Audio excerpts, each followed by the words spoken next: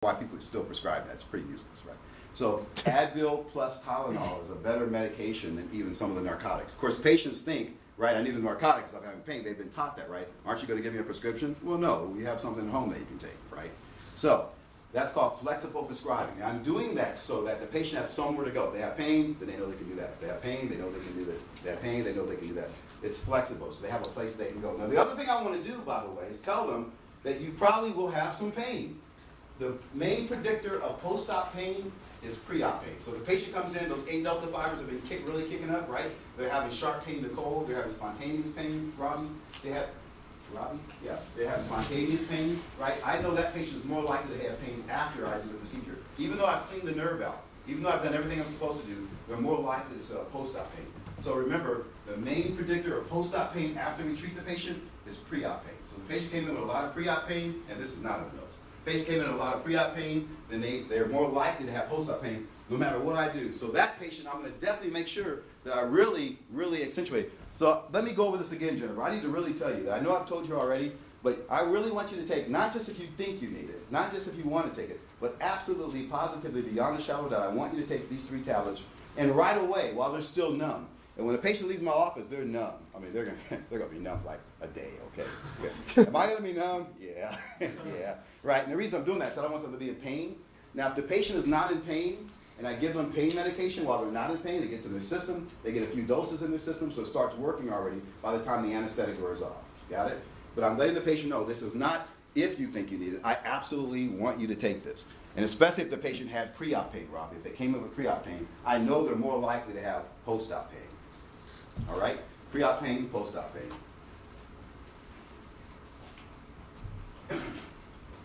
That's a cool slide, but let's move past There are that. a few questions. Yes. Yes. If you're prescribing like aspirin, it can be 4 times a day dose because there are side effects. So there's no medications prescribed that have aspirin on it if you're doing like the flexible prescribing, or because I know that there are some patients that can be allergic to that and there can be some side effects. Great. Thank you for that, Andrea. So here's the deal. First of all, I know their medical history, so I know what they can or can't take. Maybe they have gastric problems, maybe they have gastric ulcer. Obviously, those patients typically can't have non-steroidals, so I recognize that. So those patients I may not prescribe. That's why I say, well, if Tylenol is all you can use, fine. Or I may say, what has your physician told you can take? Or I may call the physician and say, well, what can they take for pain? So this is assuming that they're not allergic to aspirin or aspirin-type products or having other gastric issues. So we're making that basic assumption. But I think that's a great question, and thank you for asking it. And if they're not allergic, but while taking the pills, they start complaining about pain, you switch to Tylenol and What kind of pain are they complaining about? some stomach pain. Yeah, so if any kind of gastric distress, obviously that's affecting them. So it may be a matter of either A, lowering them out of it, B, they should never take it on an empty stomach, right? I took a leave one time on an empty stomach, like I'll never do that again, like ever. I can still feel the pain, right? So I always tell them, make sure you have some food or drink in your system before you take it. But if it's causing any kind of difficulty, by all means stop and call me, and then we may have to talk to your physician about that as well. So any type of gastric issues, yeah, we definitely need to recommend this. Was there another question? So when you said that even though the pulp is gone, you can still have pain, Yeah. is that similar to like when amputees have Yep. like ghost sensations? Thank you for asking that. So they call that what, phantom pain, right? So Phantom, it is very similar to that. But it's not only that. Remember I said all that stuff goes to the pulp and it leaks out into the periapical area, all those non-specific mediators that we saw there. So there's still things that are there, that, and then the jawbone itself that may cause pain as well. But we do have this phantom tooth pain that's kind of still there as well, right? That's a deep subject, but that's a great question, and I thank you for asking that question. But remember, it's like a cut. You cut yourself, right? You clean it up, you put a Band-Aid on it, right? So it's all cleaned up, Band-Aid on it, but next day, it hurts. If you touch it, it hurts, right? Even a week later, it may still hurt. So same thing there. It's a wound. That was a wound, and I've gone and I've stirred it up. And I've been rinsing all this bleach out inside of it, all this smelly bleach from Walmart, right? Walmart, right? From White. So yeah. By the way, when you use a bleach, we're always using the needle very cautiously up and down, and because you can put that needle down and squeeze it through the apex of that tooth into the periapical area. We don't want to do that. That will cause a pretty nasty reaction as well. Okay. So we're just lightly irrigating the tooth out with the bleach. So those inflammatory mediators, here we go, are lowering the sensory nerve threshold of the periodontal ligament and everything else around there. So that patient may still have post-op pain afterwards. By the way, if the patient has pre-op pain plus swelling, plus they're swollen, right, and I go in and do an IND and drain that and clean the tooth out, those patients are gonna really be in a lot of pain. I just know they're gonna be in pain, right? So I might tell them, instead of taking 3 Advil, I might say, hey, let's start right with 4 Advil for you this time. Let's just go right to 4 Advil 4 times a day for you. Or I might say, take 4 Advil plus 1 extra strength Tylenol right away, because I know they're gonna have more pain. So depending on the situation, and I know which teeth are most likely to have more pain or less pain, then I'm going to give them the medication appropriately. So again, here's the pulp. It's non-compliant. It's a rigid dentin walls, low compliance system. You know, not a lot of collateral blood supply. Just got it only has what it has inside the tooth. So the decay, here's the tooth up here, is an enamel out here. Decay comes into the pulp, and as it goes into the pulp and the pulp starts to die, bacteria start to multiply inside, and they go all the way down to the end of the roots. Now they're coming out into the periapical area. That's when the tooth, I told you, becomes sensitive to percussion, right? When it leaks through the periapical area. Now they can feel the percussion pain there as well. And they can tell which tooth is causing the problem. So let's look at some of the classifications of pulp real quickly. So I can have reversible pulpitis. So they have a little sharp pain in the cold. It's not lingering, a little sharp pain when they drink something cold, but it's just because they have a cavity or something in it. So I just go in and remove the decay and clean it out. Typically that's going to take the problem away. So reversible pulpitis, whatever is insulting the tooth, if I can reverse that or clean that or remove that, that takes the pain away for us.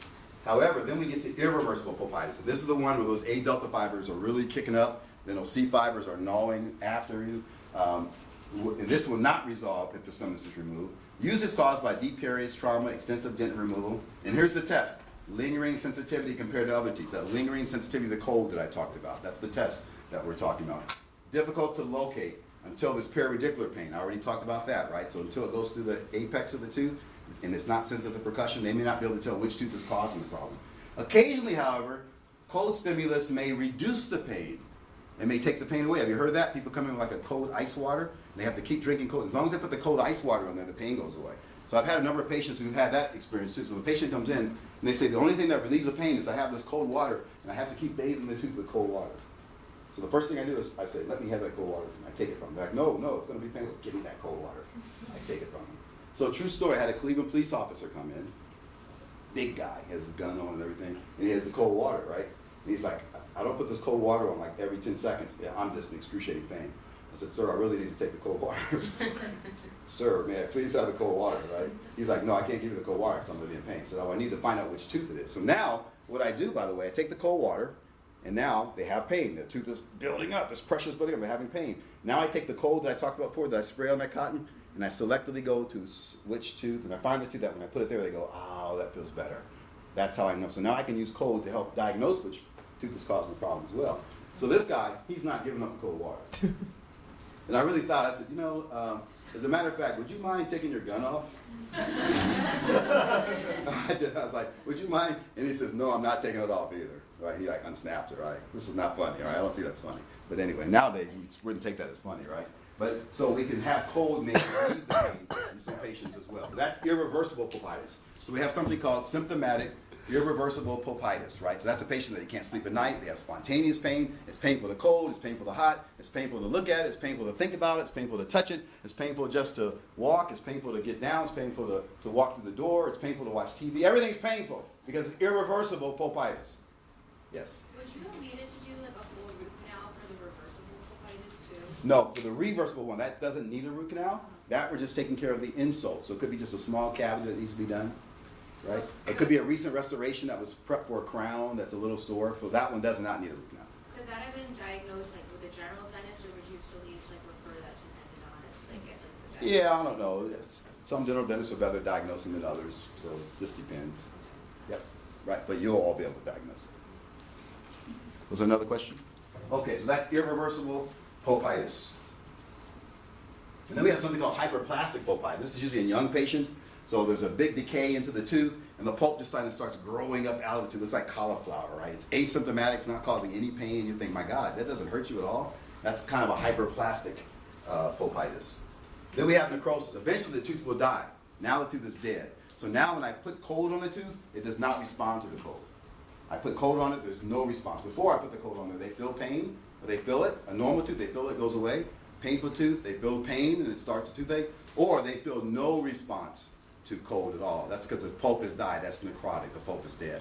That's the kind of tooth that will cause an abscess. So if a patient has a big swelling and it's of odontogenic origin, of endodontic origin, then it's because of a necrotic tooth. By definition, there has to be a tooth that's dead somewhere. So the way I can find that is, now I put cold in all the teeth. You feel the cold? Yeah. You feel the cold? Yeah. You feel the cold? Yeah. I feel the cold. No, I don't feel it on that one. Feel the cold? Yeah. I feel it there. You feel it there? Yeah. I don't feel it on this one. That tooth is dead. It's necrotic.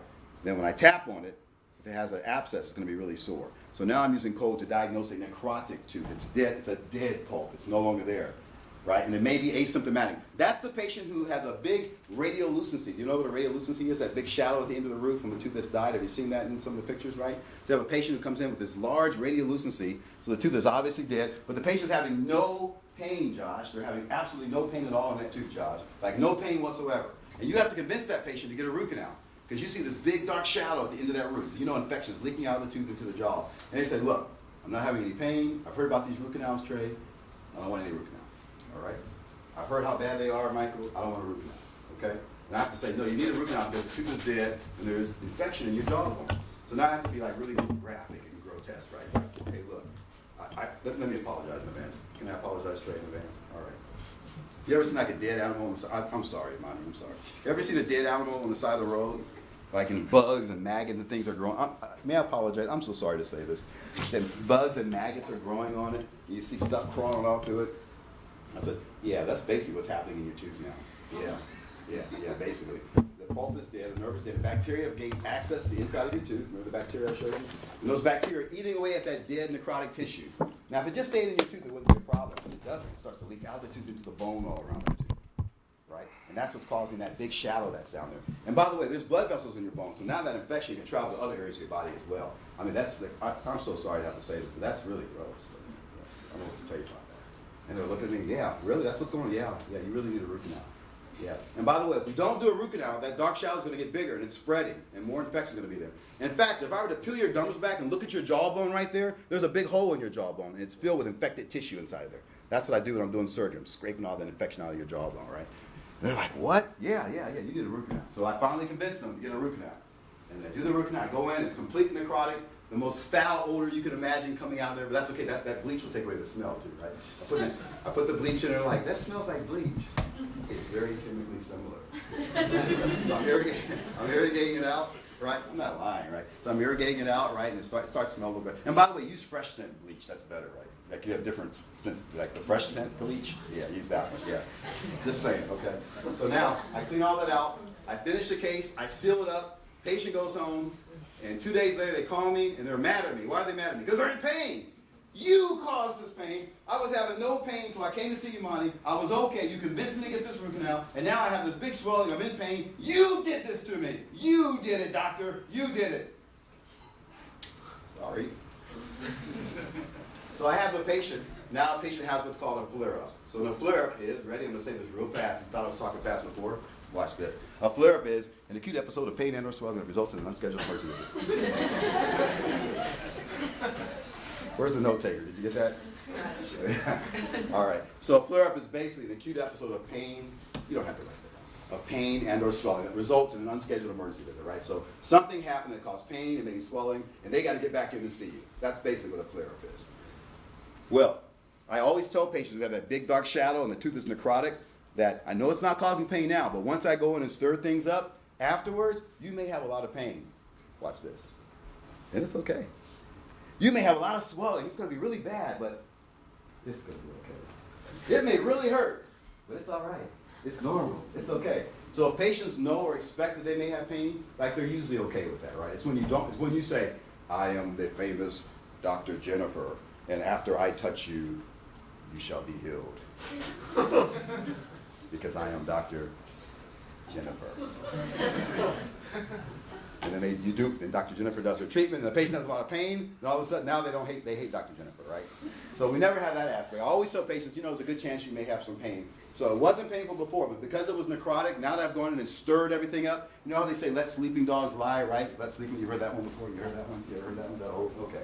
So now I've stirred things up. So because I've done that, the immune system and all those cells I talked about start coming in because they think there's something foreign going on inside of there. All those white blood cells come to one area. And because I've done that, they may have now a flare-up, an acute episode of pain and or swelling that results in an unscheduled emergency visit.